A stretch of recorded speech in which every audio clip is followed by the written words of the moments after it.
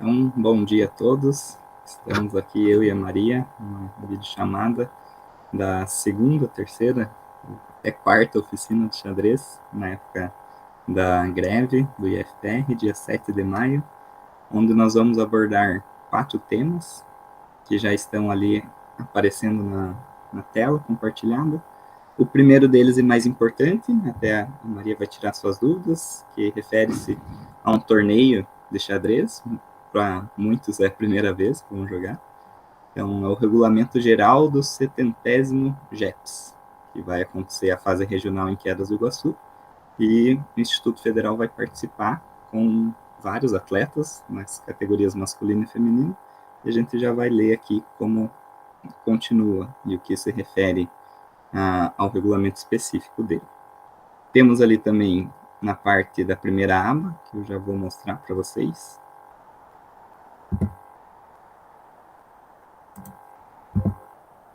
Aqui temos a corrida de problemas, então a segunda parte do nosso estudo vai ser jogar alguns exercícios de tática que eu tenho preparado no modo sobrevivência aqui do chess.com, onde seria mais livre, sem pressão do tempo ali, sem controle de tempo.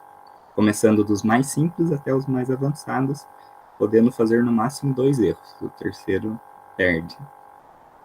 Também teremos a abertura italiana, que a gente já começou a ver quinta-feira passada, numa atividade coordenada pelo professor João, onde nós temos aqui a abertura italiana, característica do lance 3, bispo C4, e algumas variantes. As 3 principais estão indicadas com a setinha, a outra vai ser o peão ali, nós já vamos dar uma olhada. Mas vamos começar pelo regulamento.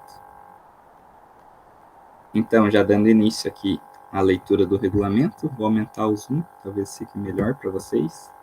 Eu compartilhei no grupo, então se a Maria quiser acompanhar e quem estiver assistindo o vídeo, a live depois, gravado, também vai estar lá disponível e está no site do governo, né? O regulamento inteiro. Isso daqui eu só recortei 4 páginas. Se a gente for ver aqui, é a página 119 a 123 do regulamento geral dos jogos. Então, começa assim, o regulamento específico. A competição de xadrez será realizada de acordo com as regras oficiais da Federação Internacional de Xadrez, adotada pela Confederação Brasileira de Xadrez e Federação de Xadrez do Paraná, salvo estabelecido nesse regulamento. Então, esse primeiro artigo eu acho muito importante, porque ele basicamente comanda tudo. Sem você ler o que está aqui para baixo, você já sabe jogar, já sabe participar do torneio. Depois a gente pode dar uma olhada nesse regulamento, que eu tenho salvo aqui também, onde que tem várias regrinhas para xadrez pensado, rápido e blitz, e é basicamente como se joga xadrez, né? As regrinhas de como mexer as peças, o que é lance impossível, como se deve comportar, como usar o relógio, etc. Agora, especificamente para esse torneio, então, na competição de xadrez serão aplicadas as leis da FIDE, esse daqui só repete, e as ressalvas são: no xadrez rápido serão utilizadas as regras do apêndice A.4, que eu não encontrei, então vou ficar devendo para vocês, tanto o apêndice B.4 quanto qualquer outro apêndice. Talvez esteja no site lá, porque aqui embaixo, se a gente for ver, aqui não está porque é o arquivo cortado, mas lá no regulamento geral também não achei. 1.4. Nas partidas de xadrez rápido, que varia entre 8 minutos até 1 hora, mais ou menos, sem acréscimo, né? Ou com acréscimo, somando os minutos com os acréscimos em segundos, também não pode dar 60. E tem que ser no mínimo 8 ou 10. E o xadrez convencional, que é de 1 hora mais 30 segundos para cima, ou 30 minutos mais 30 segundos, né? Sempre com incremento de 30 segundos, ou mais, já é pensado, convencional. Que é um ritmo que vai ter 4 jogadores, que a gente vai ver abaixo. É o principal. Que forem jogadas com relógios analógicos. Relógio analógico é aquele que não tem acréscimo, ou seja, nocaute. Você coloca lá 1 hora para cada jogador e o tempo vai correndo e quando acabar, acabou, não tem mais o que fazer. A cada lance não acontece nada. Você só bate no relógio e ele vai contando como 2 relógios normais, só que conectados. Daí tem as regrinhas ali, tem outra diretriz, as decisões do árbitro referentes à aplicação dessas diretrizes serão definitivas, não cabendo recurso. Essa é uma parte importante, sempre o árbitro vai tomar uma decisão definitiva, né, final. Então, ele que vai comandar as regras, mesmo que o regulamento esteja escrito de um jeito que se interprete diferente, o que importa é o que ele falar. 1.5. Durante a partida é proibido portar o celular, então isso é muito importante, porque praticamente todo mundo leva o celular para os jogos, e nós somos acostumados a deixar no corpo, né? No bolso ali, na calça, enfim. E não pode ser usado nenhum meio eletrônico. Então, é recomendado que você deixe numa mochila próxima ao salão de jogos ou com alguém que esteja acompanhando ali na torcida. Se for evidente que o jogador trouxe tais equipamentos para o ambiente de jogo, deverá perder a partida. O oponente deverá ganhar a partida. E o árbitro da competição poderá estabelecer regras específicas com relação à guarda e custódia dos aparelhos. Então, em alguns torneios tem uma flexibilizada conforme a necessidade. Então, perceba que aqui ele colocou só trouxer. Então, se o jogador portar ele, ou seja, levar, mesmo que desligado, ligado, vibrado ou silencioso, não importa a condição que esteja o celular, se for um meio eletrônico, tanto outro, né, relógio, smartwatch, ou, enfim, fone de ouvido, o que for, vai ser eliminado na hora daquela partida, né? Vai dar 0 pontos para ele e o adversário ganha o ponto. Que às vezes tem situações, tipo, se os dois tivessem celular, vai ser 0-0, então os dois perdem um ponto. De qualquer forma, não leve celular para a área de jogos. Vai estar delimitado lá com umas cadeiras e uma ficha, uma faixa isolante. Enfim, você não vai poder levar celular a partir daquele ponto. Nunca sente na mesa com o celular. Sempre dá uma conferidinha. Isso é bem importante, porque acontece bastante. Inclusive, eu fui jogar um torneio nesse final de semana, sábado, ali no Sesc, e teve 2 jogadores que estavam com o celular. Por sorte, o árbitro foi relevante na primeira rodada, e daí na segunda rodada eles tiveram que deixar numa mesinha ao lado, porque não tinha nem mochila, nem ninguém da torcida para ajudar eles. Aqui, tópico 2. Na sessão técnica não será permitida alteração de provas, as substituições serão realizadas conforme previsto no artigo 24 do Regulamento Geral. Então, dá para fazer trocas, inclusive a gente tem um reserva na categoria geral. Talvez daqui a pouco eles expliquem aqui, eu acredito que sim. Mas nas rápidas e blitzes, acho que não tem reserva. Então, as substituições dos atletas não poderão ser realizadas por atletas pré-classificados nas fases macro, regional e macro regional para a fase final. Da regional para macro e da macro para final, nas provas rápido e relâmpago. Então, quem for classificado, que no caso a gente não teve, né, na primeira fase ainda, daí vai obrigatoriamente jogar na próxima fase. Porém, na prova convencional, que é o mais pensado, mais demorado, que é com 1 hora no relógio, a gente já vai ver os tempos aqui, as vagas são do estabelecimento de ensino, ou seja, se a gente passar, serão do Instituto Federal. Então, pode haver trocas. Por exemplo, lá no masculino, o Bernardo ficou em primeiro, passou para a fase final. Mas aí ele não vai poder jogar nos dias, ou a escola recebeu uns outros alunos que têm interesse em colocar mais do que ele, pode trocar, pode outra pessoa jogar no lugar dele. Já no relâmpago, que é o blitz ali, de até 5, 6 minutos, bem curtinho, e no rápido, esses atletas obrigatoriamente não poderão ser substituídos. Então, essa é a vaga deles. 3. Nas fases regionais e macro-regionais, o campeonato de xadrez será realizado em até 4 dias. Então, já respondendo um pouco sua pergunta, começa no dia 17 e vai no máximo até segunda-feira. Então, provavelmente vai acabar no domingo, vai ser com 3 dias. Mas não tenho certeza, né?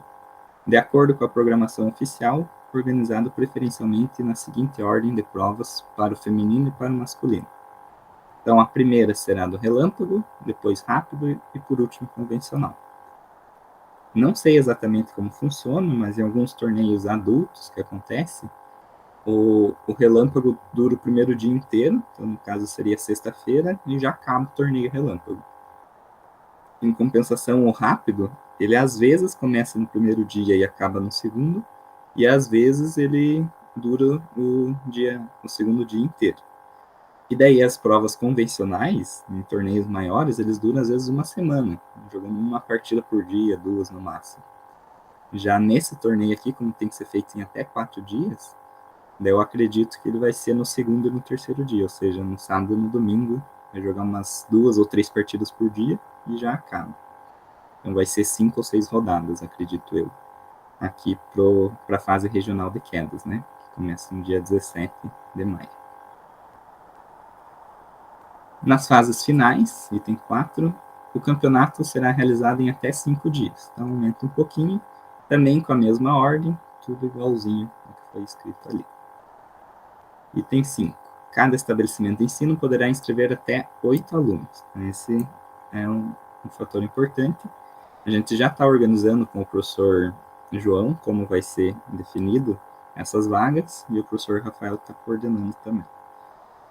Em cada categoria e sexo. Então, somando tudo, vai dar 16, né? 8 masculino e 8 feminino, isso para o ensino médio.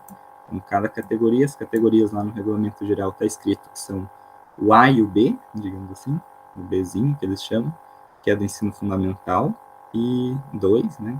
O oitavo e nono ano, e o ensino médio, que é a categoria A. Como o nosso instituto só tem ensino médio, então só temos uma categoria, que é a categoria A, e 2 sexos, masculino e feminino, então 8 mais 8 dá 16 atletas. No relâmpago são 2, no xadrez rápido mais 2, e no convencional outros 4, considerando tudo por gênero, né? Então, no total teremos 2 feminino, 2 masculino em cada uma delas, e no convencional 4 e 4. A única diferença é que no convencional vai ser 3 titulares e um reserva. Então tem um reserva ali que não tem no relâmpago no rápido. Caso a equipe tenha 3 alunos no convencional ou menos, esses deverão ser escalados para a equipe titular. Então não tem problema faltar reserva. E até o menos aqui, então significa que você pode deixar um tabuleiro em branco. Você pode ir com 2 atletas só jogar o convencional e perder uma partida toda a rodada, né, da WO ali por falta de um jogador, mas a equipe não vai perder a participação, não vai ser eliminada do torneio. A inscrição na plataforma oficial do gerenciamento esportivo do Paraná Esporte nas provas de xadrez relâmpago e xadrez rápido permite somente a inscrição de 2 alunos por categoria, sexo e prova, sendo que os 2 atletas inscritos nas provas de rápido poderão participar da prova relâmpago, e os 2 atletas do relâmpago poderão participar da prova rápida, ficando assim cada estabelecimento de ensino com 4 atletas na prova relâmpago e 4 atletas na prova rápida. Então, na hora que o professor Rafael for inscrever, ele pode colocar os 4 nomes tudo de uma vez lá, para o relâmpago e para o rápido simultaneamente, mas somente 2 vão participar de cada uma delas. E também pode ser os mesmos 2. Então, se eu colocar 2 no rápido e quiser deixar os 2 no relâmpago, também não tem problema. Que provavelmente vai ser o caso de vocês no feminino. Pelo que a gente está vendo, vai ter poucos participantes, então as mesmas meninas que jogarem o rápido jogarão o relâmpago. Ou pelo menos uma delas, né? Vai ter que repetir. E a mesma coisa para o pensado. Aqui não está explícito, mas é mais ou menos assim. Você pode escolher 4 para o convencional e desses 4 usar 2 no rápido e 2 no relâmpago. Então, a tua equipe tem que ter no máximo 8 alunos por sexo, porém, pode ter no mínimo 2, né? Digamos assim, você vai só com 2 para jogar o pensado, e esses 2 jogam rápido e jogam o relâmpago também. Então, pode se repetir nos 3 ritmos. A classificação em cada fase, passando aqui para o tópico 6. Nas fases regionais, os alunos do ensino regular estarão classificados para a fase macro-regional, o estabelecimento de ensino que obtiver o primeiro e segundo lugares no convencional, rápido e relâmpago, em cada classe e sexo. Então, esse é o nosso objetivo agora na fase regional, ser campeão ou vice para poder se classificar para macro-regional, independente do ritmo. Agora, na fase macro-regional, se classificam para a fase final do GEPES o estabelecimento de ensino, ou seja, a instituição, o colégio, que obtiver o primeiro e segundo lugares no convencional, rápido e relâmpago. Então, a mesma coisa, né? Já nas provas de xadrez rápido e relâmpago, a vaga é do aluno, como a gente já viu ali em cima, no outro artigo. Vamos até dar uma olhada aqui qual que é. É escrito a mesma coisa, né? Só em outras palavras.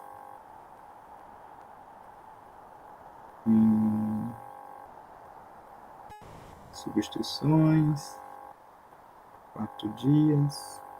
Eu tinha lido em algum lugar. Enfim, passei batido já, mas aqui tá claro também. Então, a vaga é do aluno, ou seja, o aluno não pode passar a vaga para alguém, não pode ser substituído. E no caso de desistência ou mudança no estabelecimento, serão convocados os terceiro e quarto colocados, podendo ser de outra escola.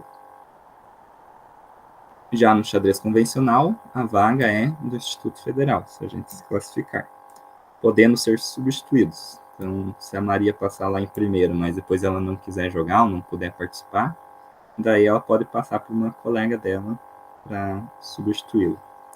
No caso da desistência da participação, de novo, o terceiro e o quarto poderão ser classificados. E também não precisa ser do mesmo instituto, né? Pode ser de outro colégio, daí a gente perde a vaga.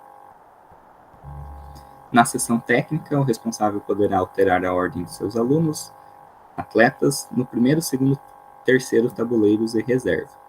Então, sessão técnica, já explicando aqui, né, que tem lá no regulamento da CBX e da FIDE, significa uma reuniãozinha que tem antes de iniciar o torneio. Então, toda vez que a gente chegar lá no primeiro dia, antes da primeira partida dos 3 ritmos, então vai ter 3 reuniões, a gente realiza uma comissão com a arbitragem e com a organização, onde eles vão escolher alguns mediadores do público, assim, da torcida, da plateia, para dirimir qualquer dúvida na decisão do árbitro, se o árbitro estiver errado, alguma coisa assim. Mas isso é o de menos e praticamente nunca acontece. O mais importante dessa sessão técnica é que vão ser repassadas brevemente as regras e quaisquer dúvidas poderão ser perguntadas. Então, você tá, como que mexe o rock? Se ele vai cobrar essa tocada, peça jogada, ou bater no relógio errado. Então, tudo isso você pode perguntar, ele tem a obrigação de explicar, e ele vai conseguir demonstrar no tabuleiro lá e sanar sua dúvida. Além disso, na sessão técnica também vai ficar definido quantas rodadas serão, como vai funcionar os tabuleiros e as reservas, e quaisquer outros detalhes, né? Ele vai dar as boas-vindas para os jogadores, vai informar onde que é o salão de jogos, como que a torcida deve se portar, tem que ficar em silêncio e tudo mais. Então, aqui, nesse momento, poderá mudar a ordem. Então, quando você faz inscrição prévia, você já coloca em ordem os jogadores. E a gente vai ver depois que os tabuleiros são relativamente importantes. Geralmente coloca o atleta mais forte no primeiro, o segundo no segundo e assim por diante. E porque o reserva geralmente é o mais fraco, ou tem menos chances de vitórias. Então, se nesse dia lá a gente quiser mudar ou analisar que um jogador melhorou em relação ao outro, um não está passando muito bem, enfim, qualquer que seja o motivo, a gente pode alterar a ordem, inclusive colocando reserva na posição de primeiro ou segundo, tanto faz. Mas isso antes de começar o torneio, aqui, no dia anterior ao início da competição, ou na sessão técnica. Caso não esteja presente na sessão técnica o estabelecimento de ensino, o atleta será emparcerado nas provas de xadrez convencional de acordo com a escalação constante na ficha de inscrição. Então, daí não vai dar para trocar, né? Evidentemente, se não está presente. E nas provas individuais, os 4 primeiros atletas de cada sexo e classe da ficha de inscrição serão emparcerados, salvo haja manifestação oficiais do estabelecimento de ensino ou do seu representante legal pedindo a exclusão do atleta e ou equipe da competição. Então, esse item 8 aqui é mais caso aconteça um imprevisto, né? Teoricamente, a gente vai estar lá presente, então não vai acontecer nada disso. mas se não tiver na sessão técnica, não tem problema, não vai perder a vaga, simplesmente eles já vão ser encarcerados conforme está escrito e a gente não vai ter os privilégios, digamos assim, de tirar as dúvidas e compreender melhor o torneio. Então, para vocês é muito importante participar. Às vezes eles chamam de congresso técnico. Dá no mesmo, uma reuniãozinha antes de começar o torneio, onde vai ser esclarecidas as dúvidas e o andamento do torneio. Onde que eles vão colocar o chaveamento de cada rodada, a classificação parcial de cada rodada, eles geralmente fixam assim numa parede, colam com um papel lá, eles podem vir aqui imprimir no site lá de organização e colocar na parede. Ou eles vão divulgar no site, pelo link ali do Chess Results, geralmente, onde você tem acesso a todos os participantes, todas as rodadas, enfim. No dia lá eles vão explicar isso nessa sessão. Para a substituição na prova de xadrez convencional, aqui no item 9, usar-se-á o sistema olímpico, ou seja, em caso de substituição de um tabuleiro de titular, o reserva sempre vai entrar no último, sempre vai entrar no terceiro. Então, isso é muito importante. Se tiver uma quarta participante no feminino, por exemplo, que eu acho difícil, de vocês conseguirem, né, mais atletas, daí ela, quando for jogar, ela vai jogar sempre embaixo, sempre no terceiro. E o primeiro tabuleiro, e daí todos os outros tabuleiros sobem um. Aqui está escrito, né? Vamos ler com calma. Os demais tabuleiros remanescentes subirão ao tabuleiro anterior, se necessários. Ou seja, se eu fizer a substituição do primeiro tabuleiro e colocar o reserva, é necessário subir o segundo tabuleiro para o primeiro. Então, quem está jogando na mesa 2 vai para a mesa 1. E quem estava jogando na mesa 3 sobe para a mesa 2. E o reserva entra no terceiro tabuleiro. E assim a gente consegue tirar quem estava jogando na mesa 1. Por exemplo, o Bernardo, acho que vai jogar na mesa 1 do masculino. Se ele tiver que sair, quem estava na mesa 2, sei lá, supondo que seja o Simon, mas o Simon sei que não vai estar por conta de algum requisito lá. Mas se o Simon tivesse no 2, ele subia para o 1 e alguém do terceiro vai para o segundo e o reserva entraria na terceira posição, por exemplo. Se eu quisesse substituir só o segundo, o primeiro continuaria no primeiro, o terceiro passaria para o segundo e o reserva entraria no terceiro da mesma forma. As substituições serão encaminhadas através de fichas específicas assinadas pelo técnico ou capitão da equipe e deverão ser entregues antes do início da rodada. Então, toda rodada a gente pode fazer substituições, salvo quando for determinado diferentemente pela arbitragem. Geralmente nos torneios são assim e eles não mudam muito. Aí você tem que preencher um papelzinho colocando novamente a ordem dos tabuleiros e a substituição a ser realizada. Em casos de erros na substituição, ou seja, você colocou o reserva lá no primeiro tabuleiro, que não pode, né, para tirar o primeiro. Ou na escalação da equipe, você colocou alguém que não está escalado, alguém que não está inscrito.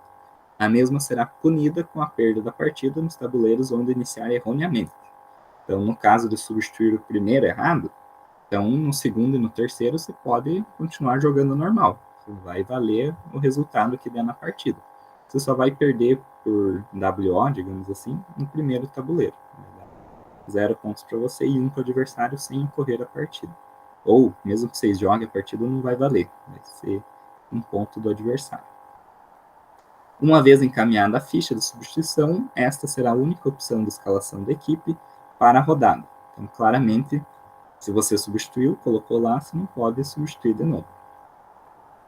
Para essa rodada, né? Então, é bom salientar que em cada rodada você pode fazer uma nova substituição.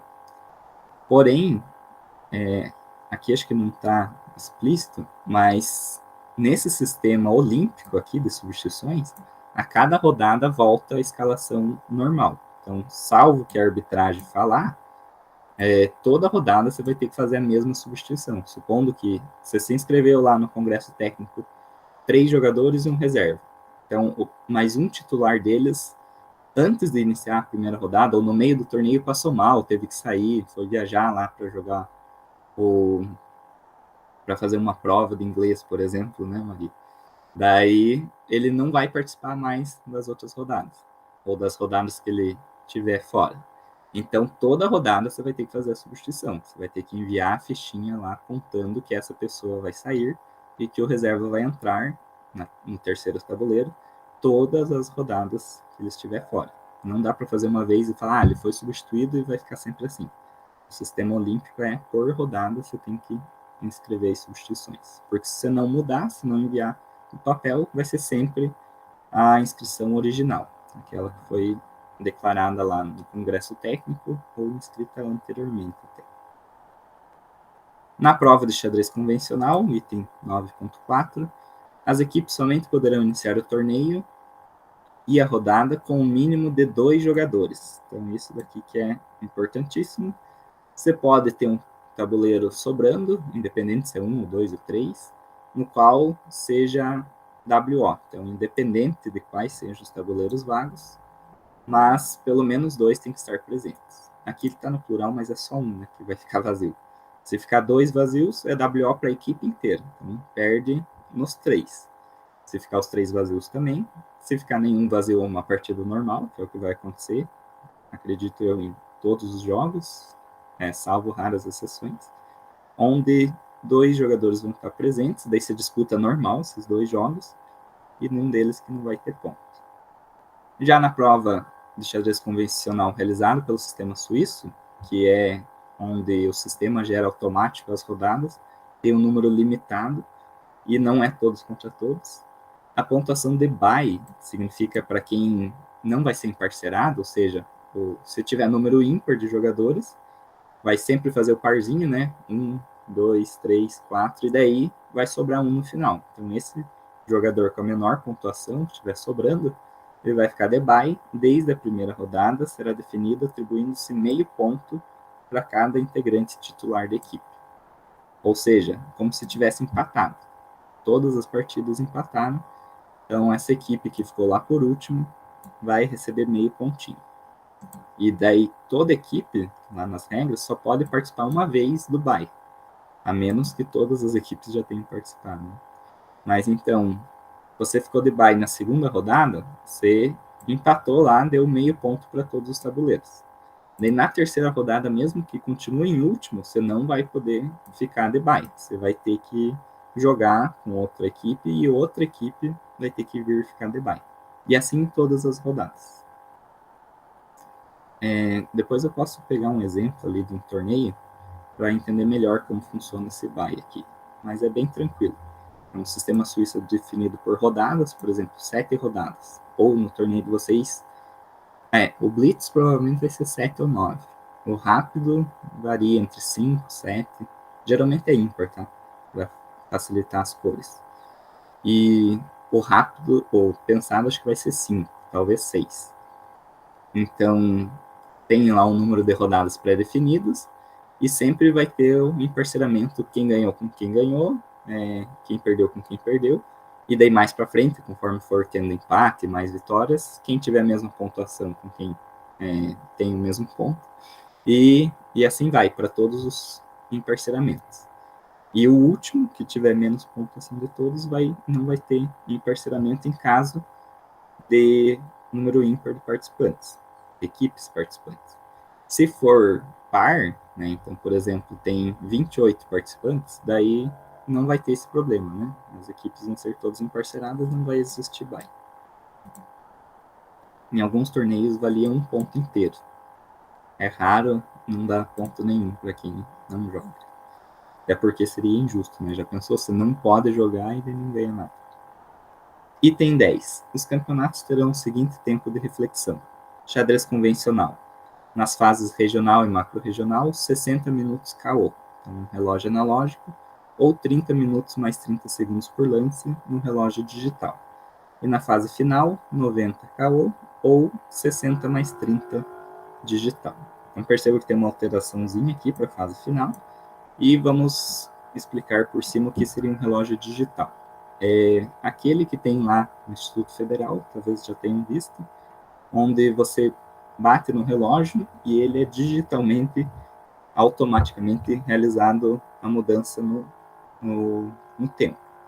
assim como a gente tem os relógios de pulso digitais ou de parede, ele também funciona dessa forma. Nesses casos, a gente consegue colocar acréscimo, ou seja, para cada lance que você aperta no relógio, você ganha 30 segundos de incremento. Nesse caso, né, do xadrez convencional. Tanto lá na parte da fase regional, que é que vocês vão jogar, quanto na parte da fase final.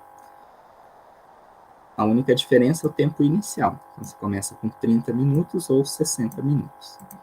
Então, a média das partidas é de 60 lances. Então, se você fizer uma média, 60 lances vezes 30 segundos, ajustando 60 segundos vezes 30 lances, né, fazendo só uma ordem ali de unidade de medida, é a mesma coisa que eu considerar 30 minutos aqui, se fosse em relógio analógico. Então, somando 60 com 30, ia dar 90 minutos no relógio analógico, sem incremento. Então, é a mesma coisa colocar 90 KO ou 60 mais 30 no relógio digital. Eu, particularmente, prefiro 1000 vezes o relógio digital ao analógico, porque aqui você consegue gerir melhor teu tempo. Se você quiser chegar num final, por exemplo, que tem menos peças, com pouco tempo, não tem problema, porque você consegue bater no relógio, ou seja, jogar vários lances mais rapidinho e vai ganhando acréscimo. Então não tem o risco de perder a partida por tempo, ou melhor, o risco é menor. Já no relógio analógico, se você se descuidar e começar a deixar o tempo indo embora, pensando muito em cada lance, chegou no final com 5 minutos, daí você vai ter que se apurar tudo porque não tem acréscimo. Chega lá nos 0 segundos e perdeu. E vai ter que ser cada lance um mais afoito que o outro, e às vezes se perde para dar o checkmate. Já que não, como a cada lance vai ter 30 segundos, você pode dar teu checkmate tranquilo ali, mexendo a dama quantas vezes quiser, né? Pode ter partidas de 100 lances, 120 lances ou até mais, onde a pressa não vai ser um problema. Porém, você começa com menos tempo, né? Então você vai ter que jogar a abertura um pouquinho mais rápido, meio jogo também vai ter que calcular um pouco melhor, mas acredito eu que é mais viável digital. Tanto que ele vai colocar aqui a observação. Em todas as provas se dará preferência ao uso dos relógios digitais. Então, para ficar um pouco mais claro, a gente pode ver nos ritmos de xadrez rápido e relâmpago. Então, o rápido é 20 minutos, sem acréscimo, se for analógico, ou 15 mais 5. Então, fazendo a conversão dos 5 segundos em uma partida de 60 lances, daria 5 minutos. Somando 5 mais 15, dá o 20. Então, por isso que coloca esse maisinho, né? É como se fosse 15 mais 5, é como se fosse 20 sem acréscimo. E a mesma coisa para o relâmpago. Então, 5 minutos só no relógio, vai ser bem rápido. Aqui vai ser um desespero, você vai ter que jogar meio na loucura ali. Por isso que é bom treinar esses ritmos mais curtos. E o resto, o digital vai ser 3 mais 2. Então, eu prefiro esse. Inclusive, a maior parte das minhas partidas que eu tenho aqui no site do chess.com, no Chess, que joga online, é nesse ritmo 3 mais 2. Um pouco porque a gente não tem muita paciência, outro porque tem pouco tempo, né? Às vezes, momento de lazer ali. E, de qualquer forma, tem um acréscimo. Então, se você chega no final, se quer dar o checkmate, você pode ir com relativa paciência, né? Considerando um ritmo blitz, assim, né? Super rápido. Já o ritmo rápido normal, que a gente jogou no nosso torneio, quinta-feira passada, e também foi no nosso torneio presencial, lá depois do carnaval, só que com outro controle de tempo. Se não me engano, era 10 mais 5. E aqui, quinta-feira, foi 5 mais 3. Então, 5 mais 3 dá 8, já é considerado rápido. Mas tá bem no limite ali entre relâmpago e rápido. E aqui, para ser um rápido mais tradicional, que eu prefiro, até acho que esse é um ritmo bom de rápido, é 20 minutos. Item 11, xadrez convencional. 30 minutos, o rápido 15 e o relâmpago 3. Isso daqui é para dar WO. Então é só você pensar num relógio analógico. Então, se você tiver aqui o xadrez convencional, 60, relógio digital, desculpe, 30 minutos no relógio para iniciar a partida, Se você deixar transcorrer todo ele, vai acabar a partida, né? Vai acabar teu tempo, você perde. Já se você tiver com o relógio analógico, ele não vai ter acabado todo o tempo, vai ter andado só metade. Mas você vai perder do mesmo jeito, porque você deixou passar 30 minutos por ausência antes do primeiro lance, então deu WO. Se você tiver feito um lance, já no lance 1, você jogou, e daí você deixou passar 50 minutos no teu relógio, que, supondo que ele seja analógico, não tem problema. Você pode jogar o resto da partida com os últimos 10 minutos finais para o resto da partida inteira. Você não vai tomar WO. Por quê? Porque considera-se que a partir do segundo lance você já pode estar pensando, você já pode estar raciocinando, calculando lances para frente. Claro que ninguém, logicamente, né, na realidade, vai ser maluco de fazer uma coisa dessa. Mas tem pessoas que gostam muito da abertura, ou querem calcular já mais cedo, e no lance 8, 10 já começa a pensar bastante. Então, se você iniciou a partida antes desses 30 minutos, daí fez lá 5, 6 lances, e começou a cada um desses lances, você pensou, sei lá, 30 segundos, 1 minuto, 2 minutos. E de lá pelo lance 6, 7, você começa a pensar 10 minutos por lance, 15 minutos por lance. E o adversário vai ter que ficar esperando, ele não vai poder requisitar WO. Primeiro que você vai estar ali na frente, né?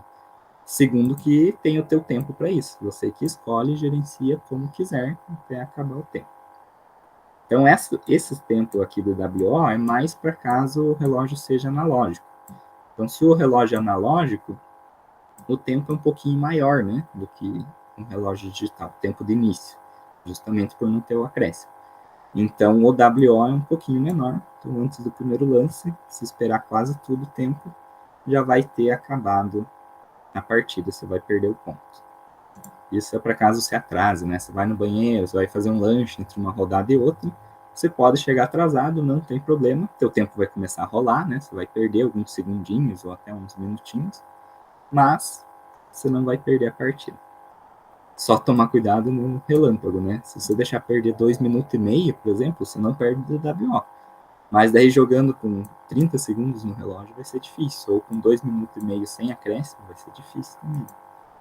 Então, só atentar esse detalhe. Quando um jogador ou equipe for eliminado da competição devido ao WO em um torneio pelo sistema Round Robin, já explico, o procedimento será o seguinte. Então, sistema Round Robin é como se fosse o todos contra todos. Geralmente usado com poucos participantes, de 3 a 8, aqui tem, né, o regulamento. Ó, shooting é um outro sinônimo para Round Robin, não sei porque que aqui eles usam um, lá usam outro. Se for de 3 a 6 participantes, vai jogar todos contra todos em turno único. Então, diferente do Campeonato Brasileiro de Futebol, ou até o torneio de candidatos, o xadrez clássico, é só uma vez que cada pessoa joga contra seu adversário. Então, se tiver 3 participantes, vai ter 2 jogos. O A joga contra o B e joga contra o C, assim como seus adversários. Se tiver 6 participantes, haverá 5 jogos, que foi como aconteceu no nosso torneio de quinta-feira. Então, tinha 6 jogadores, houve 5 rodadas, todos jogaram contra todos e ninguém ficou sobrando e ninguém jogou 2 vezes com o mesmo jogador. Então, esse é o mesmo, são sinônimos, Round Robin e sistema Turing.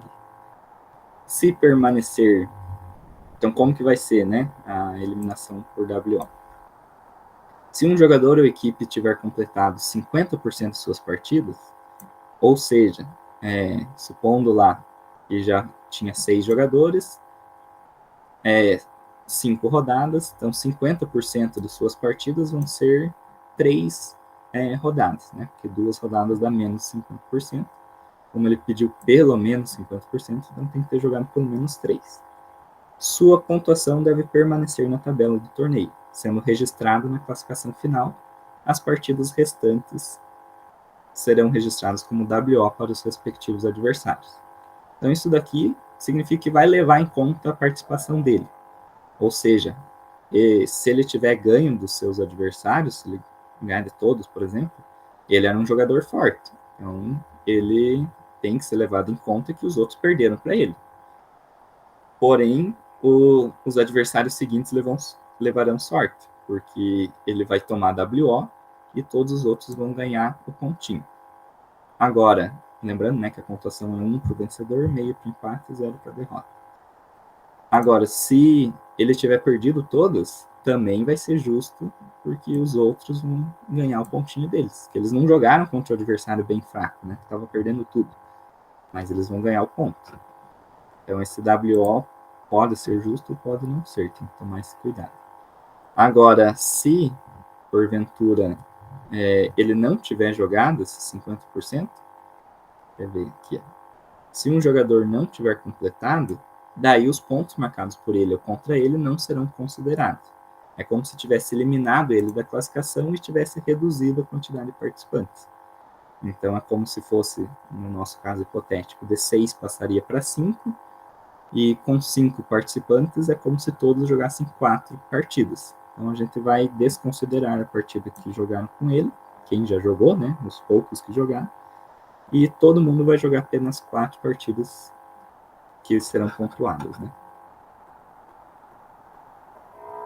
Daí na classificação vai aparecer o sinalzinho de menos, no lugar de aparecer um 0, e mais para o adversário, no lugar de aparecer 1.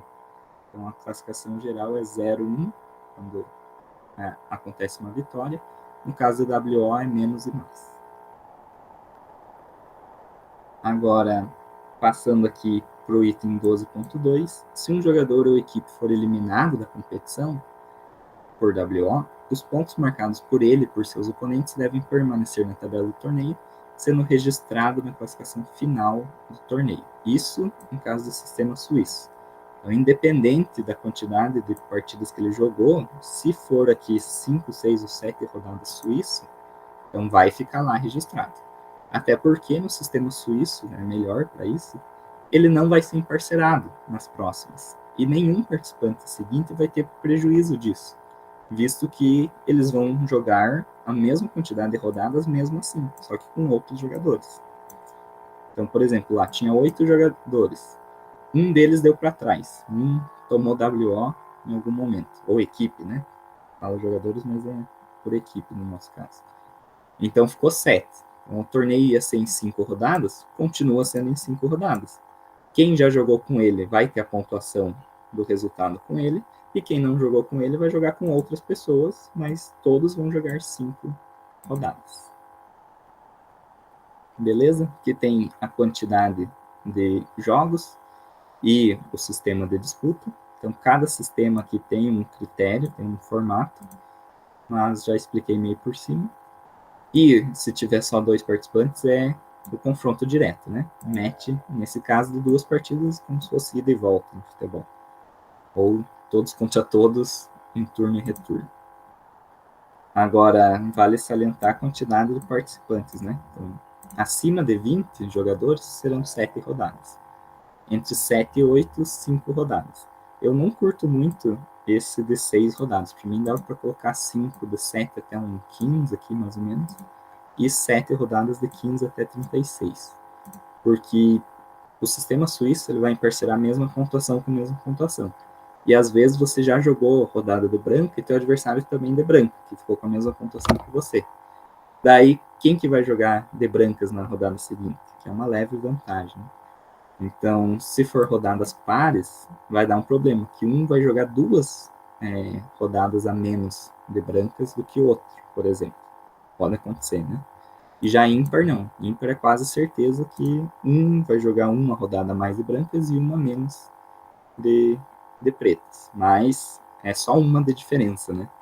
E não 2, como é no caso das pares.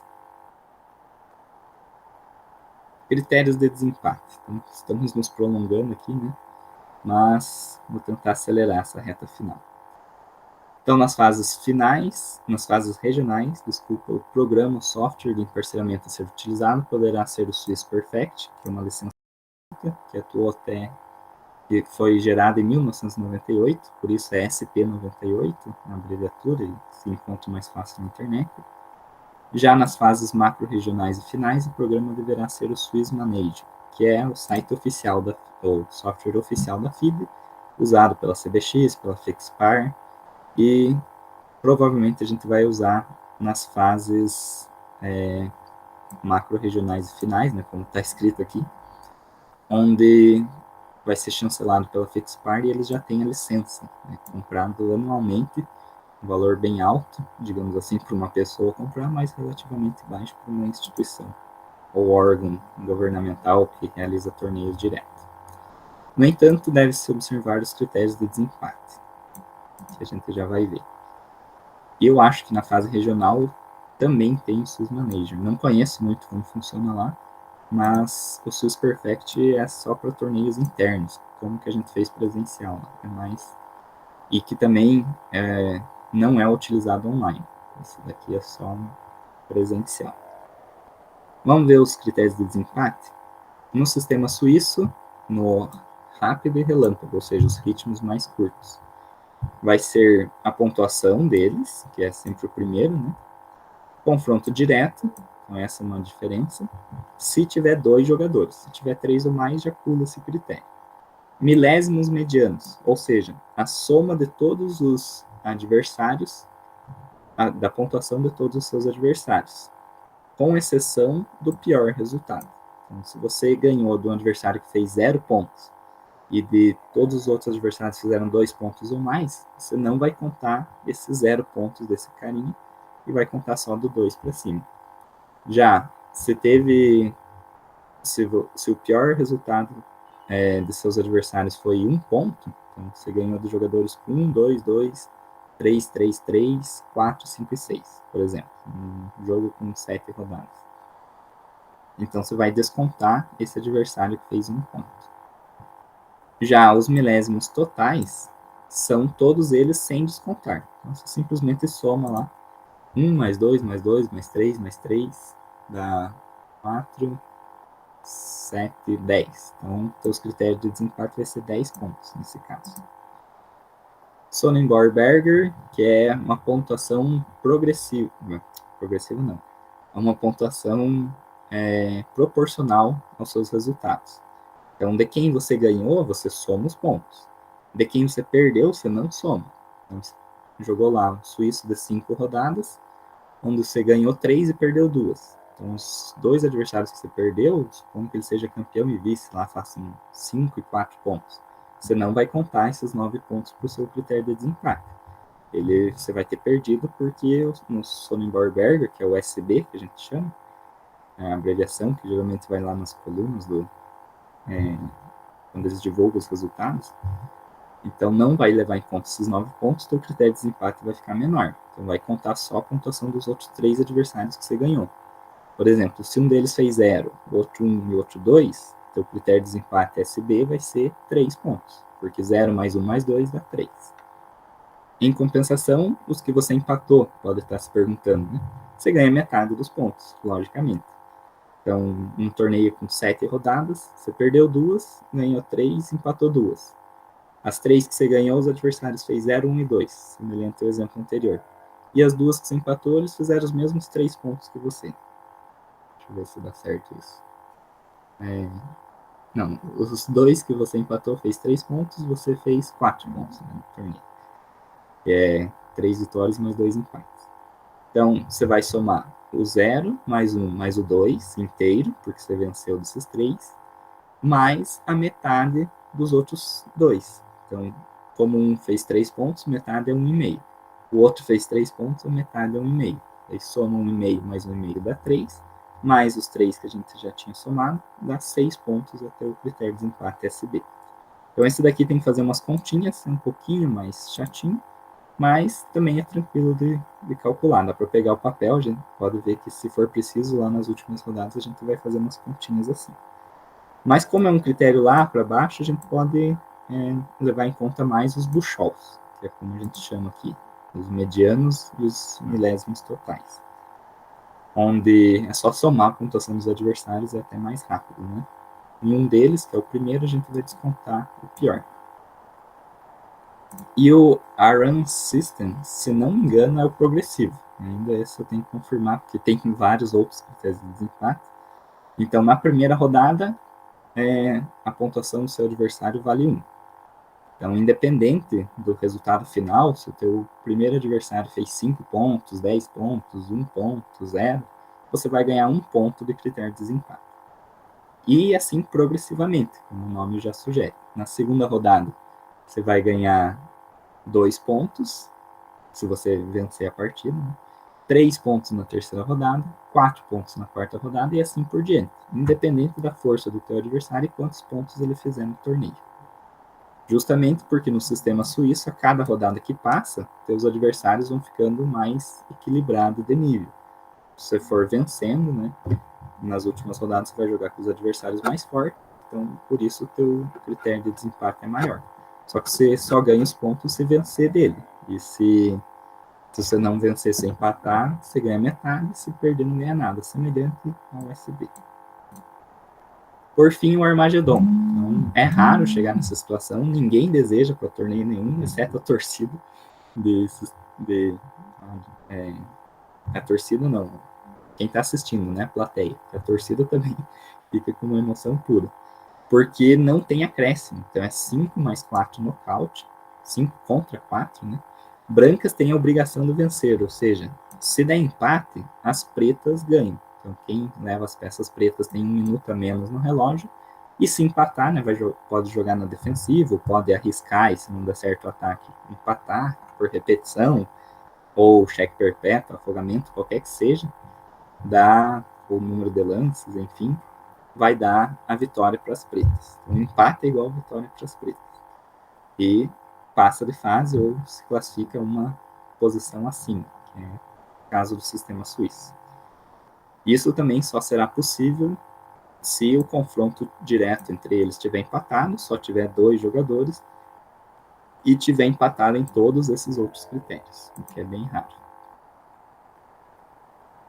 Deixa eu só dar uma conferida aqui. Nenhuma mensagem lá. Aqui também não, ninguém mais pediu para entrar, então continuamos. No round robin é um pouquinho diferente. Como joga todos contra todos, eles colocaram um critério intermediário aqui do maior número de vitórias. E faz sentido, né? Porque todos vão jogar o mesmo número de rodadas e contra todos os participantes. Então, quem venceu mais, tipo no Campeonato Brasileiro, né, ganha, teve um desempenho melhor, digamos assim. Já o Sonnenborn Berger, ele vem aqui na frente e no lugar dos Buchholz, ele é proporcional aos seus adversários, faz sentido também, né, já que você joga contra todos, diferentemente do suíço, que você não joga contra todos. E também tem o Aaron System, que é um Sonnenborn Berger mais progressivo. O sistema Koya, esse eu não lembro exatamente, ou estou confundido, o Aaron com Koya. Enfim, não vamos entrar muito nesse detalhe. O Armagedon continua igual, 5 contra 4. Eu, particularmente, preferia 10 contra 6, 10 contra 7. Uma diferença maior de tempo e um ritmo um pouquinho mais tranquilo, né, de reflexão. Ou 5 contra 3, mas que seria muito arriscado, né? Jogar só com 3 minutos sem acréscimo, penso. Eu acho que 10 contra 6 é justo. Isso para partidas rápidas, né? Aqui está escrito rápidos e relâmpago.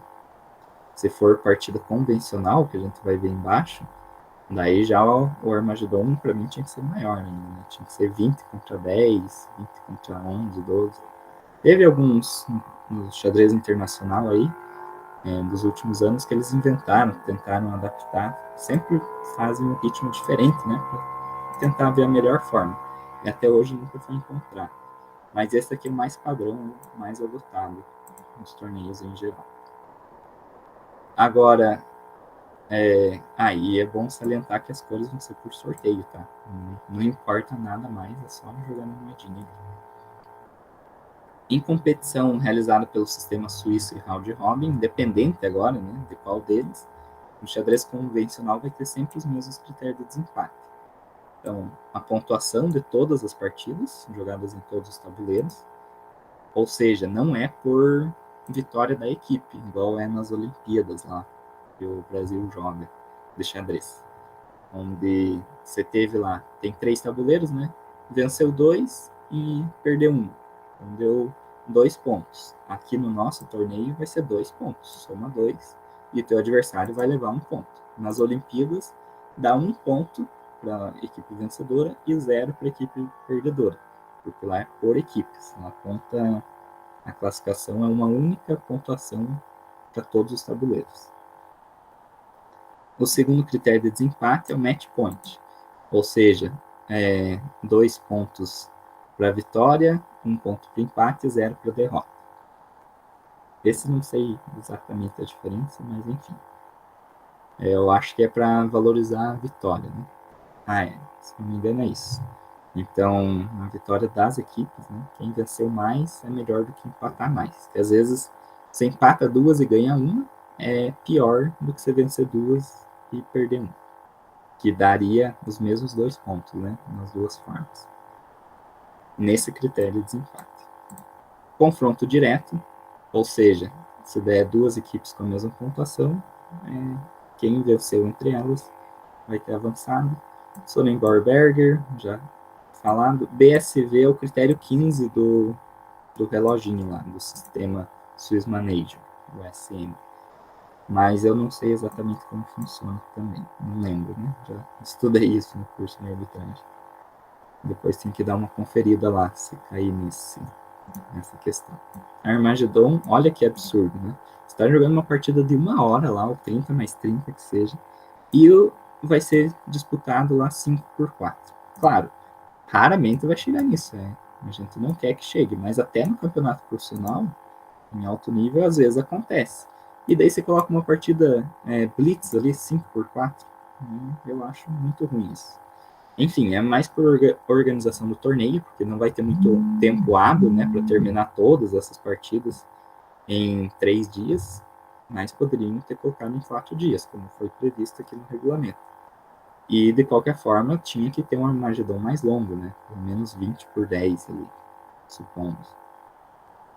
Onde as brancas têm que vencer para se classificar, se não vencer, as pretas ficam na posição acima. Na configuração dos critérios de desempate, o WO deve ser configurado como partida contra um jogador virtual. Esse é simplesmente uma regrinha lá do software. Você coloca um jogador virtual e ele consegue analisar melhor os critérios de desempate. Se você colocar só menos e mais, aí ele não capta muito bem. Na prova de xadrez convencional, a anotação nas partidas é obrigatória, então isso nós temos que treinar para quem for jogar a partida convencional, que seria essas anotações aqui. Cadê? Esses númerozinhos aqui na direita. Então você tem que saber o E4, que é a casa que o peão avançou. NC6, aqui do inglês, né? N de knife, o cavalo. O cavalo foi para a casa C6. Então, se a gente for ver o cavalo aqui preto, se movimentou para C6. Coluna da esquerda é brancas, coluna da direita é pretas. No português a gente vai usar mais o B para o bispo, o R para o rei e o T para a torre e assim por diante. Mas depois a gente vê com mais calma isso. Captura é um xizinho, né? Aqui ó, apareceu um xizinho. E cheque é o mais, e tem outras simbologias. Depois vemos com mais calma. Isso requer um estudo bem detalhado. Isso porque se você anotar errado, daí já complica, é uma súmula, como se fosse um documento oficial. Os 2 adversários têm que assinar a súmula um do outro e o árbitro no final assina também, conferindo a partida, e somente com ela que vai poder requisitar o resultado final e qualquer dúvida, né, qualquer critério de desempate ou algum problema que tenha dado no final. Geralmente é bom você entregar em 2 vias, ou seja, fazendo papel carbono e tudo. Uma fica para o árbitro, outra fica contigo, né, para conferência. Mas geralmente a gente não tem isso, não faz só uma súmula mesmo. E daí fica com o árbitro. Ele pega as duas, né, a que você anotou e a que o teu adversário anotou, com as assinaturas. Que é o que diz aqui, né, as súmulas e planilhas são propriedades da organização do evento. Por critério da arbitragem, a anotação poderá ser opcional somente na fase regional. Como é uma lei da FIDE, CBX, e esse regulamento diz que tem algumas exceções, isso daqui pode não ser cobrado, mas depende muito da arbitragem. Como é um xadrez estudantil, acredito que pode haver sim, mas mais para o nível Bzinho. Para o nível médio, né, você já tem que estar craque nisso. Até porque toda competição externa, adulto, que não seja escolar, vai ser cobrada. Isso no xadrez convencional, né? Bom salientar que é só para ritmos mais longos. Se for blitz ou rápidas, que daí não tem muito tempo para fazer, daí não dá para não dá tempo, né, de anotar, se não é obrigatório fazer isso, até nos torneios FIDE. FIDE é a Federação Internacional Desportiva de Xadrez, que é em francês lá, mas é só para vocês saberem que é o órgão máximo de xadrez do mundo. Os participantes deverão apresentar-se obrigatoriamente uniformizados, serão aceitos casacos, blusões, camisetas, jaquetas ou camisetas contendo o nome do estabelecimento e ou município. Então, como aqui vai ser em quedas, acredito que do município não vai dar para usar, né? Vai ter vários de quedas. Mas o nome do estabelecimento, né, o IF, é bem tranquilo, vocês podem ir só com a camiseta, ou se tiver frio, colocar uma vestimenta por cima e já está valendo, não precisa ir com calça no instituto. Mas tem que ter, né? É obrigatório o uniforme. Nas fases regionais, o critério de classificação inicial será definido pela arbitragem. Porém, sendo possível, devem-se usar os critérios descritos no artigo 19. Caso seja utilizado algum rating para emparceramento da prova de xadrez convencional, o rating médio da equipe será apurado considerando apenas os titulares inscritos. Então, o rating é geralmente uma nota, né, uma medida de desempenho dos participantes, que somente é possível se o adversário já tiver criado o rating ou participado de outros torneios antes. Então, quem vai jogar a primeira vez não tem rating. Quem já jogou outras vezes, quem jogar a primeira vez também, né, vai conforme o seu desempenho das partidas de seus adversários, subindo ou descendo uma pontuação inicial. Geralmente é 1.800. Você atribui, que é uma média ali, só para você ter uma noção do que vai acontecer com a tua pontuação. Se você ganha, você sobe. Se você perde, você desce para 1.700, 1.600 e assim por diante. E cada partida dá uma movimentação. Geralmente sobe aqui uns 10, 15, 20 pontos por partida no máximo, se for com adversários mais fortes do que você, digamos assim, e você ganha. Isso para quem está começando. Né? Para quando você está avançado já no rating, você está lá com 1.355, já jogou, sei lá, 3, 4 anos de torneios todo mês praticamente. Daí se você ganhar ou perder, você vai subir só uns 5, 6 pontinhos. Então, mesma coisa para baixo. Enfim, não é muito importante, mas já explicando por cima, que é como se fosse o nosso sistema de classificação, né? Só vai ser útil na primeira rodada para emparcerar, enquanto todo mundo tem 0 pontos, né? Todos os critérios de desempate são iguais. Para efeito de classificação inicial, então aqui ele falou, vai ser rating FIDE, rating CBX e por último, ordem alfabética. Então o Bernardo acho que é o único da nossa instituição que já abriu o rating CBX, não sei, né, se ele tem rating FIDE, e a gente pode dar uma olhada, procurada depois, mas a maioria de vocês vão entrar aqui por ordem alfabética e vai colocar no começo.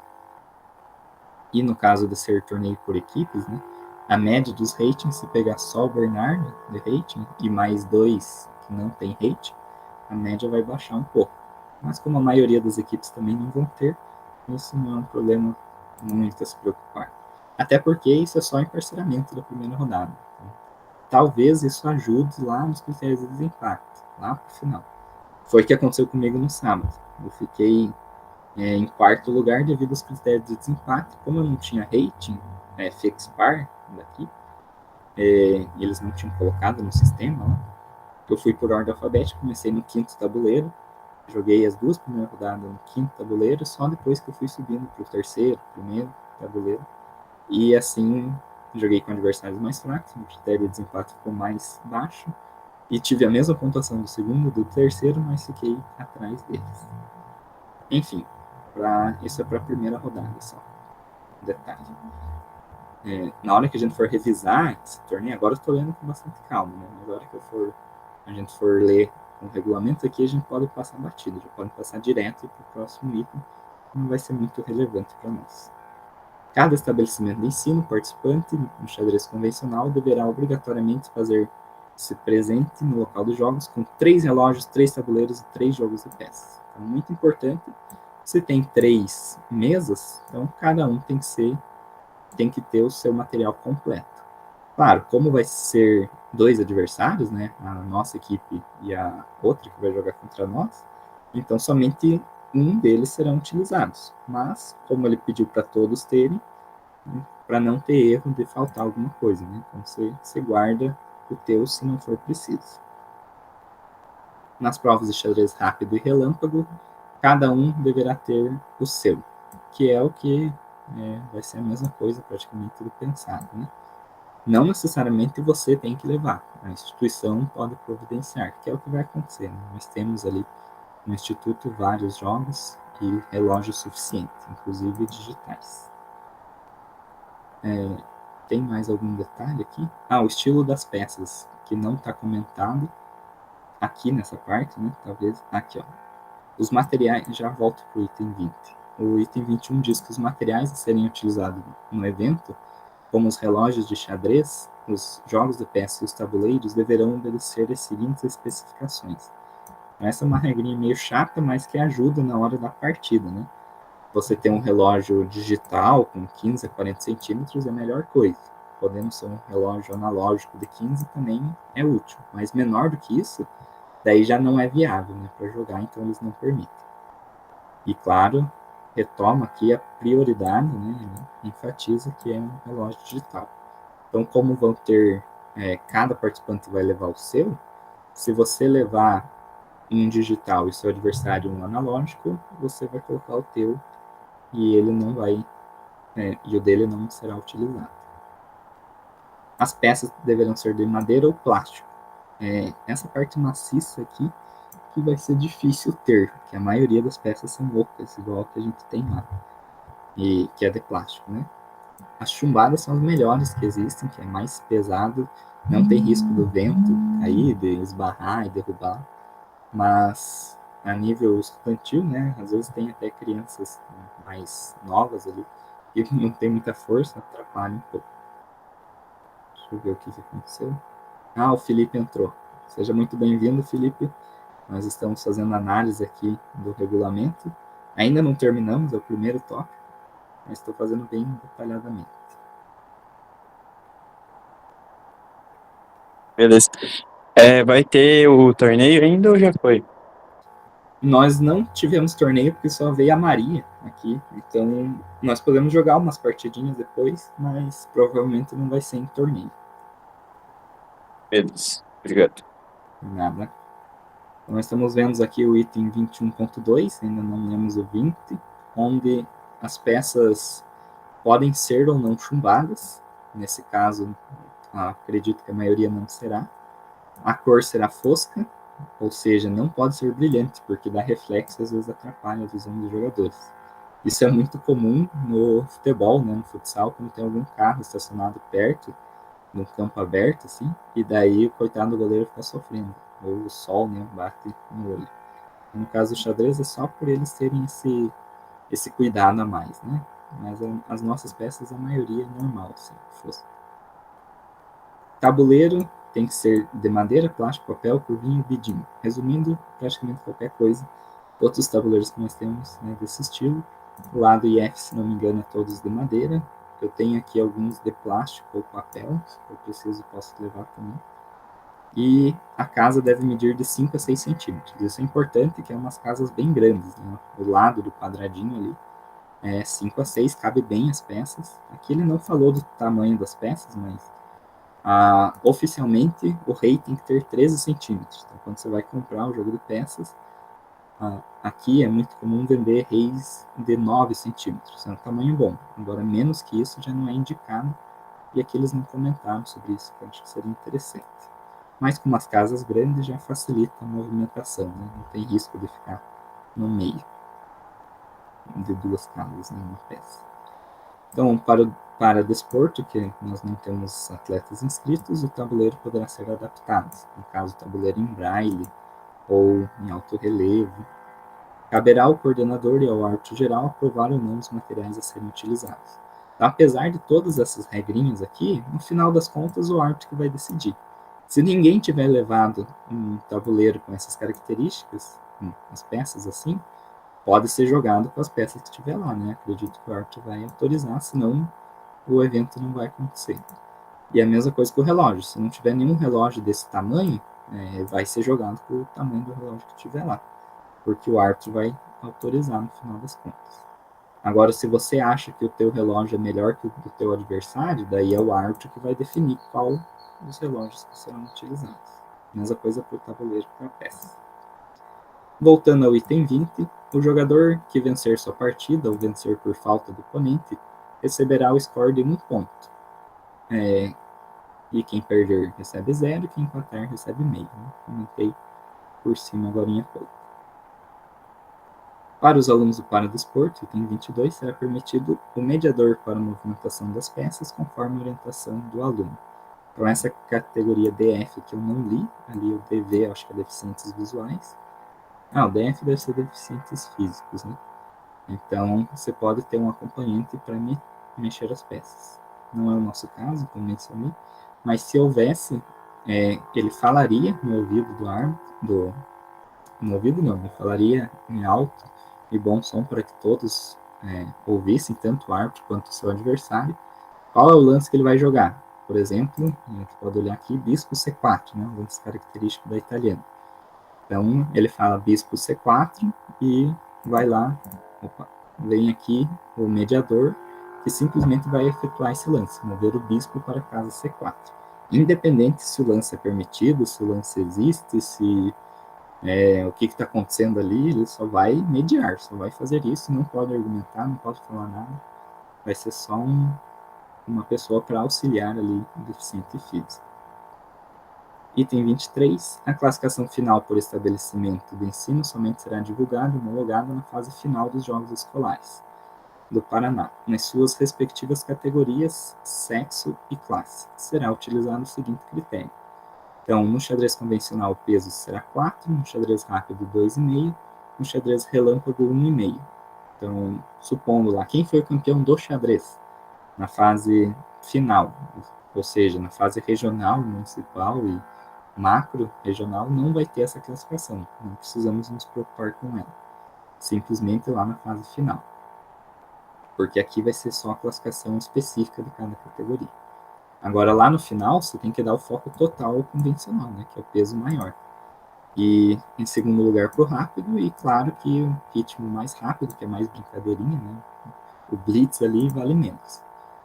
Agora, supondo que você foi campeão do rápido e do relâmpago, e terceiro lugar no convencional. Quem ficar de campeão do convencional, ele pode ficar com um vice no rápido, no relâmpago, que vai ter mais pontuação que você. Viu? Então é bem mais importante o convencional. Mas isso lá na fase final, tá? Não se preocupem agora. A classificação final na modalidade xadrez dar-se-á pela soma dos pontos obtidos nas seguintes categorias, conforme segue. Então isso daqui é por classe, gênero de cada tipo. Então, tanto o convencional quanto o rápido quanto o relâmpago seguirão essa classificação. Aqui eu acho que é importante a gente comentar com mais calma, devido à estratégia da equipe. Isso eu vou frisar lá na hora das últimas rodadas, que é importante você jogar pensando na vitória ou no empate.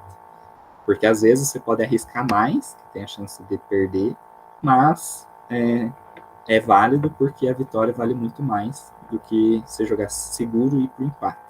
Por outro lado, tem situações onde o empate garantindo meio pontinho vale mais a pena. Mas isso é só praticamente na última rodada. Isso acontece em torneios grandes, inclusive. Quem está liderando o torneio, lá com meio ponto, 1 ponto de vantagem, nas últimas rodadas ele joga mais tranquilo só para empatar e garantir as primeiras posições.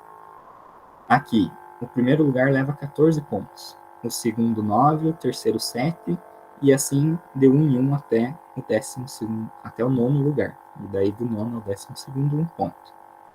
Ou seja, se você está lá entre o 9º e o 12º, e você perder, você vai continuar em 9º e 12º, claro que tem que fazer as continhas e tomar bastante cuidado com isso, né? Se você cair para 13º, você não ganha ponto nenhum.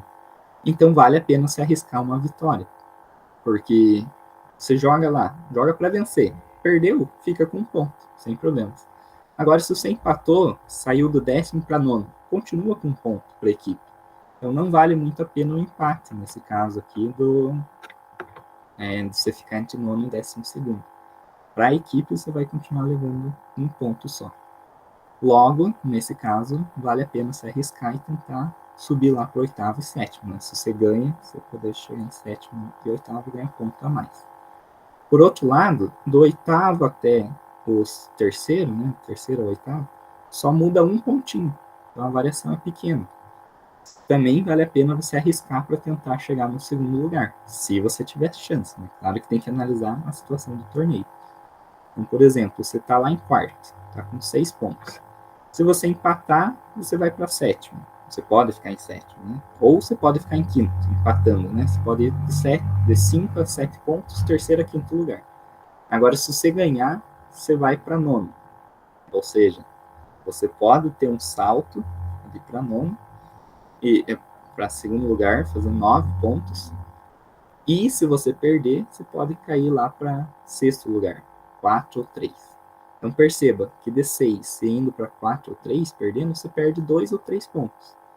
Agora, ganhando, você vai para 9 pontos. Então o saldo é um pouquinho maior, né? Então acho que vale a pena arriscar pela vitória aqui também. Mas claro que tem que analisar caso a caso. Agora que em segundo lugar, daí aqui já o bicho pega, porque o salto é de 5 pontos. Não sei por que eles colocaram tanto assim, né? Mas enfim, vale muito a pena você disputar o primeiro. Mesmo quem não é muito fã, quem não valoriza tanto o primeiro lugar, tipo eu, assim, claro, todos nós queremos ser campeões. Mas o segundo lugar geralmente é premiado com uma medalha de prata, bem útil e conta bastante, né? Agora, nesse torneio aqui, não. Nesse torneio, o segundo lugar é menosprezado. Ele só ganha 9 pontos em relação ao primeiro, que é 14. Então, se você estiver lá em terceiro, por exemplo, empatando, você pode ficar em segundo ou em quarto. Perdendo, você pode ficar em quinto, quarto ou quinto, né? Você vai perder no máximo 4 pontinhos. Agora, se você ganhar, você pode chegar lá em primeiro e fica com 14 pontos. Então, perceba, se você perder, você perde 4 pontos. Se você ganhar, você ganha 5. Então vale a pena jogar pela vitória. E o empate é ruim porque você pode ficar por aqui. E olha que eu estou falando de cair de segundo para quinto. Então é preferível você arriscar o segundo lugar e ficar com o quinto do que você não arriscar e ficar em segundo e terceiro. Isso pensando para a equipe, né? Se a gente for analisar a classificação final. Mas isso é um detalhe que a gente tem que analisar depois ali. E somente será possível se a gente tiver nessas circunstâncias, né? Se a gente tiver em primeiro, claro que a gente vai tentar continuar em primeiro. Se a gente tiver em 13º ou nesse intervalo e puder perder posições, claro que a gente vai ter que lutar pela vitória para ficar aqui em cima. E se a gente não calcular nada disso, não existisse a pontuação, fosse só medalhas, como foi o torneio que eu joguei sábado, daí você joga pela vitória, assim como todas as outras rodadas. Mas tem situações, né? Por exemplo, por que eu falo isso? Você chega no final da partida também. Tá lá com torre e um peão, final de torre, né? E um peão a mais. Você pode tentar arriscar, mas se você achar que o empate já está suficiente, daí você não arrisca. Que é o caso se você estiver em sexto ou em quinto lugar, né? Se você ganhar, você vai para terceiro. Se você perder, você vai para oitavo. Então não muda muito, né? Você ganha um pontinho a mais, um pontinho a menos. Então é melhor você empatar. Joga seguro, faz o teu ali, não corre o risco de perder mais pontos. E daí você não força, você repete o lance e pede o empate. Ou você simplesmente joga ali, faz uma fortaleza, como dizem, né? Não mexe a torre para o ataque, não tira o rei da posição segura, para não arriscar perder a partida e garante o empate. Os critérios de desempate são considerados a seguir. Quem tiver o maior número de primeiros lugares, segundo, terceiro e depois no xadrez convencional. Então a gente já viu, né, que é importante demais o primeiro e o segundo também, né, dá um saltinho. Agora do terceiro em diante já não muda muito, por isso que ele só colocou um critério aqui do terceiro. Não tem o critério de quarto, quinto, sexto. Mesmo que você tenha ficado em quarto lugar no rápido, no blitz, no convencional, né, ou seja, somado 18 pontos, e alguém tenha ficado com 2 segundos e um 13º, esse que ficou com 2 segundos vai ficar na tua frente, né? Porque não tem critério do quarto lugar aqui. E supondo que ele tenha feito você tenha feito 3 quintos, dá 15, né? E teu adversário fez 2 sextos, 2 dá 8, mais um terceiro, 7. Então você fez, teoricamente, melhores posições que ele, né? Você fez 3 quintos. Você ganhou dele em 2 competições, tanto no rápido no blitz, quanto no rápido, quanto no convencional, por exemplo. Mas o que leva em consideração é o terceiro lugar do teu adversário. Ele fez 7 pontinhos lá, e nesse critério de desempate é que ele passou na tua frente. Mesmo que a pontuação geral tenha sido a mesma. Né?